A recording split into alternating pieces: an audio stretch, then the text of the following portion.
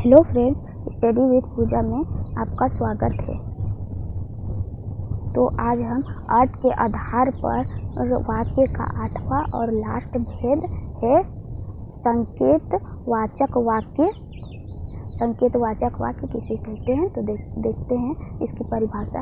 ऐसे वाक्य जिनमें एक क्रिया का पूरा होना दूसरे क्रिया से पूरे होने पे निर्भर करता है उसे संकेतवाचक वाक्य कहते हैं। तो देखो संकेतवाचक वाक्य का क्या मतलब हुआ कि वो जो एक वाक्य में दो क्रिया हो रही होगी और जो दूसरी क्रिया होगी उसमें जो दो दूसरी क्रिया हो रही होगी, जो दूसरी क्रिया होगा उसी का पहले उसी पर निर्भर करेगा। मतलब क्या हुआ, अगर पहला क्रिया होगी पहली क्रिया होगी तभी वो दूसरी क्रिया होगी। मतलब पहला शब्द लिख लिए शब्द भी होगा, दूसरा शब्द भी होगा। जैसे देखते हैं, वाक्य से समझते हैं। जैसे देखो, अगर बारिश होती तो फसल भी अच्छी होती।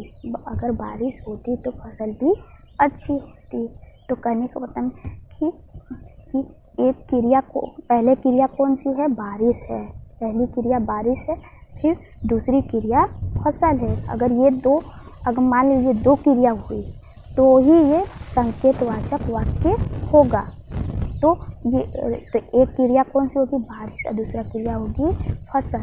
फसल अच्छा होने पर, फसल को अच्छा होना ही कौन सी क्रिया पर निर्भर करता है।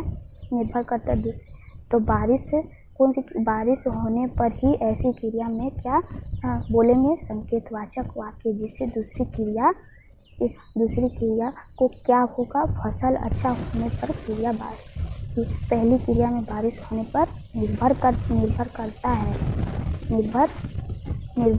है। तो इस ऐसे वाक्य को क्या कहेंगे, संकेतवाचक वाक्य कहेंगे। दूसरा, यदि तुम गाँव जाओ तो मेरा घर चले जाना। तो देखो, पहली क्रिया कौन सी है, गाँव है। पहली क्रिया गाँव है और दूसरी क्रिया घर है। तो ये क्या हो जाएगा, संकेतवाचक वाक्य हो जाएगा। Thank you. सब्सक्राइब कीजिएगा, लाइक कीजिएगा।